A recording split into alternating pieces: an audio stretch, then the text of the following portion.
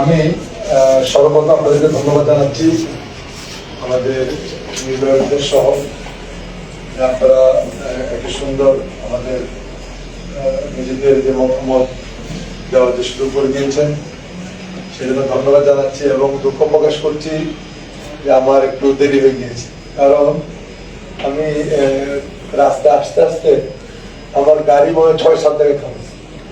গরিব মানুষ সবাই আমার টাকা দিতে হয়েছে, দিদি জানিয়ে পর্যন্ত আসছি, যার কোনো সময় আমার বেশি লেগে গেছে। 2 জনকে দিতে হবে, 10 জন আসে, কেন দেরি হয়েছে বেরিয়েছিলাম ঠিকই।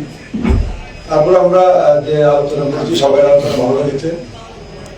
আমার বক্তব্য হচ্ছে আপনি কাজ করতে চাই, এলাকার উন্নয়ন করতে চাই। এই এলাকায় দীর্ঘদিন আমাদের নেত্রী উনি এই এলাকার মেয়ে, উনি দায়িত্ব ছিল অনেকদিন, উনি প্রধানমন্ত্রী ছিলেন, কিন্তু আমি মনে করি উনি প্রধানমন্ত্রী থাকলেও এখানে যা যা প্রয়োজন সবকিছু ওনার কাছ থেকে আদায় করে আনতে পারে নাই, নাহলে এলাকার উন্নয়ন আরো অনেক বেশি হতো। এই 16 বছর এই বিষয়ে কিছু বলতে চাই, আপনারা জানেন কি হয়েছে না হয়েছে। এরা উন্নয়নতে বেশি বিরোধী দলের প্রতি দমন নিপীড়ন এটাই বেশি ছিল। আমি নিজেও আমি কিন্তু বাংলাদেশের মধ্যে হাতে গোনা 4-5 জন লোক ধরে নির্যাতিত, তার মধ্যে আমি একজন। তাই 300 মামলা ছিল আমার বিরুদ্ধে, সারাদিন আমার কোর্টে থাকতে হয়েছে, আর 10 বার জেল খাটছি এই 16 বছরে। লাস্টে 1 বছর টানা 24-এর নির্বাচন হলো, তার 6 মাস আগে ধরছে, 6 মাস পরে ছাড়ছে, একদম সব কমপ্লিট করার পরে আমাকে ছাড়ছে। আবার এই জুলাই আন্দোলনে 20 তারিখে আমাকে অ্যারেস্ট করছে, আমি 6 তারিখে বের। আমরা বিভিন্ন ভাবে, আমি 18 সালের পর থেকে এই এলাকায় কাজ করা শুরু করছি, কিন্তু সময়টা অনেক, কিন্তু আমি আসলে সময় দিতে পারি না বলতে আসতে দেওয়া হয় নাই, বাধা দিত ওরা, আমরা এলাকা আসতে বাধা দিত, এছাড়া মামলা জেলখানা সবকিছু মিলাই কাজ করতে পারি নাই। আমি চাই যে ওরা যেটা করেছে আমরা এটা করতে চাই না, বিশেষ করে আমি চাই না। আমি চাই এলাকার মানুষ সবাইকে নিয়ে কাজ করতে চাই।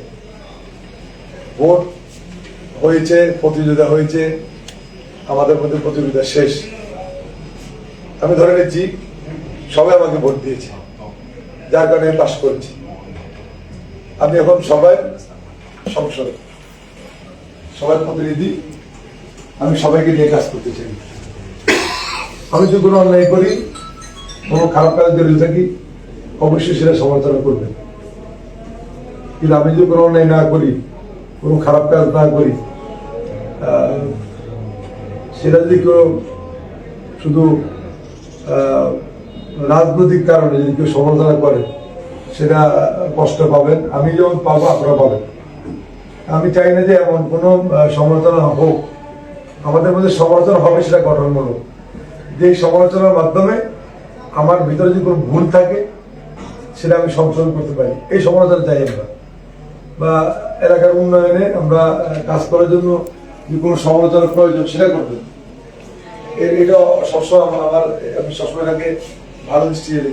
আমি তো সব বিষয় অভিজ্ঞ না, এখানে আপনারা যারা আছেন এক একজন এক এক বিষয় অভিজ্ঞতা সম্পন্ন। আমাদের ওসি সাহেব আছেন, উনি ওনার আইন সম্পর্কে কিভাবে উনি সন্ত্রাস গুলাকে দমন করবে, উনি আইন শৃঙ্খলা ভালো করবেন, উনি ভালো বুঝেন। আমি কিন্তু ওনার জায়গায় পারবো না। এই জন্য আমরা সবাইকে সহযোগিতা করতে চাই। আর সবচেয়ে বড় কথা, আমি কাজ করতে চাই, সবাইকে নিয়ে কাজ করতে চাই। আর সবাই সহযোগিতা ছাড়া ভালো কিছু করা সম্ভব না। আর এখানে আমার যে উন্নয়ন যে প্রকল্পগুলো আছে, আমরা এখানে ইতিমধ্যে আমি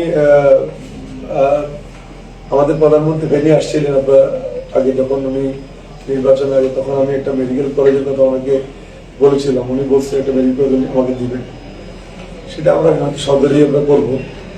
একটা মেডিকেল কলেজ হবে এবং রাস্তাঘাট, ইতিমধ্যে খাল, বিশেষ করে খাল খনন আর আমাদের বাঁধ, এই দুইটা বেশি আমরা বেশি গুরুত্ব দিচ্ছি।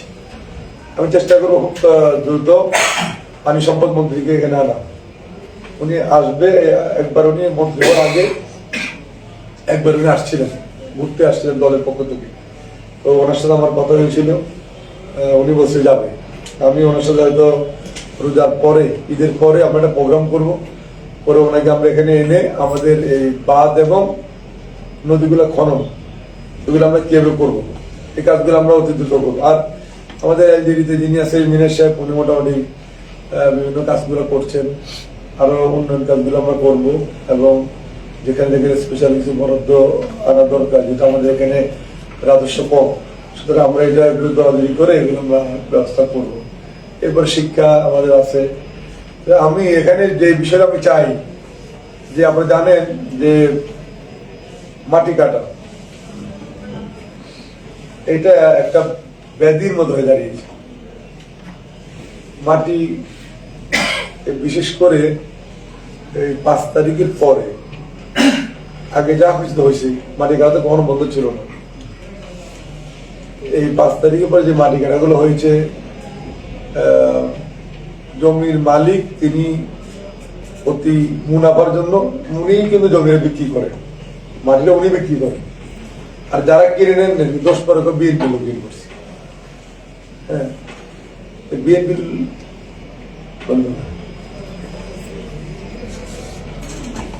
হ্যাঁ, এটা বন্ধ করো।